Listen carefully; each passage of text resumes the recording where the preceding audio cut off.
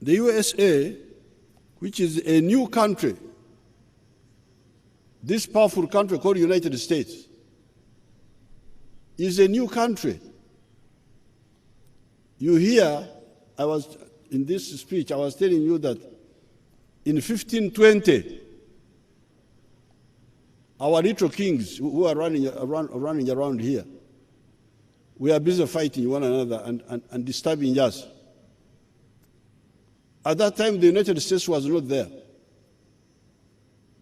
There was no country called the United States of America. Yes, Columbus had just arrived, 1492, 94, Columbus had arrived in the New World. But by this time, when our little kings were causing trouble here, there was no United States. It was in 1623 that the first group of people from Europe went to the US. Almost 100 years from the time of our little kings, the ones I quoted, who were causing trouble here.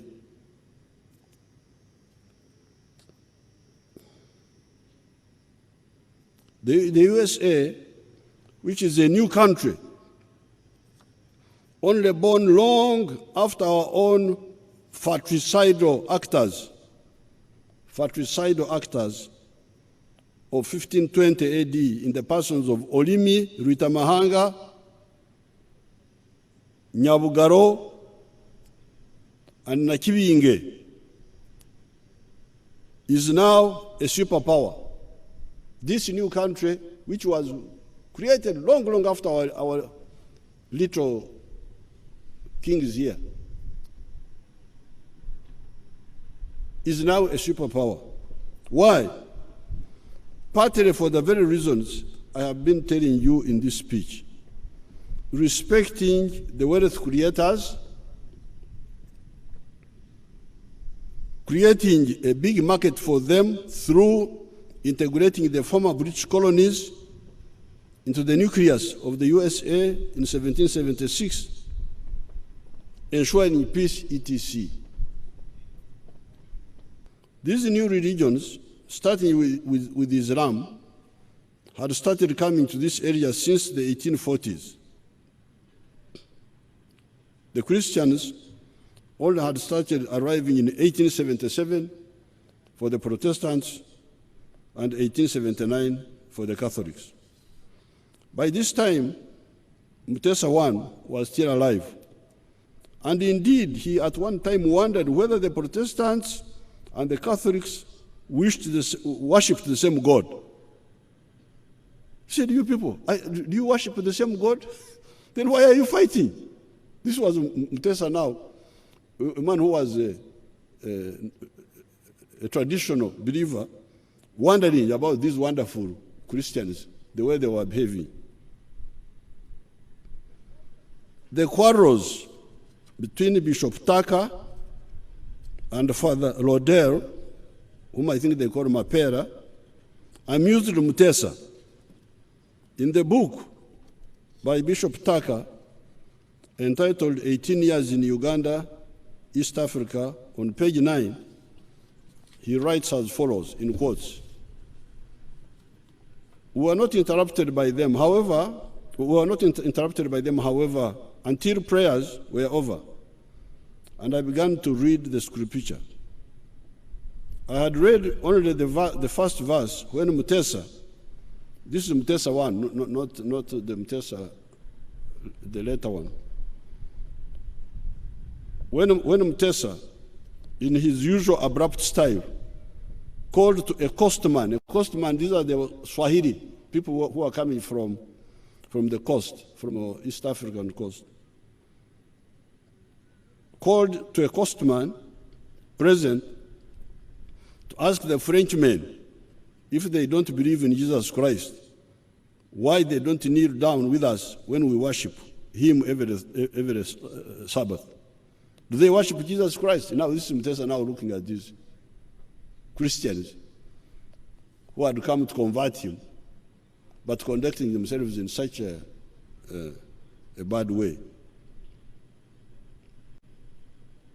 It is so sad to see brothers and sisters agreeing to be torn apart by external influences in such a manner and after such a short time as to act against their own interests, such as peace, wealth creation, etc. All these interfere with the wealth creators.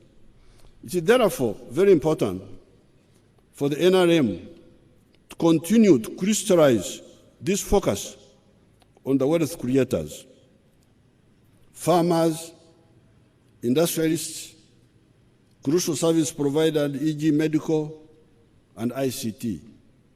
Those who seek power and influence, kings, priests, politicians, etc., should have the sensitivity to ensure that their activities should never interfere with the work of the wealth creators.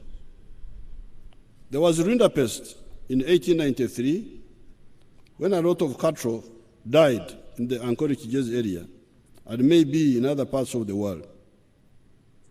My great-grandfather, Kashanku, managed to save 7 cows from that rinderpest on account of their strong immunity. By the time he died around 1915, those cattle had multiplied. My grandfathers, who were never in the government, continued to multiply those cattle. Our fathers, who were never in the government, continued to multiply those cattle. I have continued to multiply these cattle along with my children, many of whom are not in the government. It is us, the crop farmers, the cattle keepers, the fishermen, the manufacturers, the service providers, the artisans that feed the country and provide other goods needed, that earn foreign exchange for the country, that create jobs, that pay taxes, etc.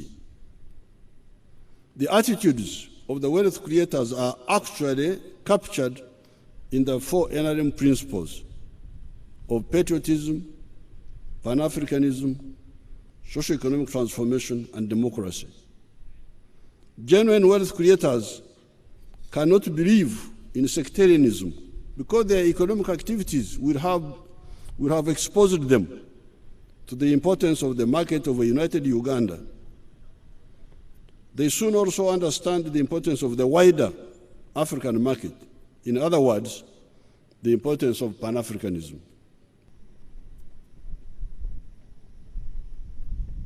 The NRM always believes in reconciliation. However, reconciliation must be around healthy principles that can create growth and transformation, not stagnation and sterility. Let us not repeat old mistakes. Africa has suffered enough. The future is bright if we act right.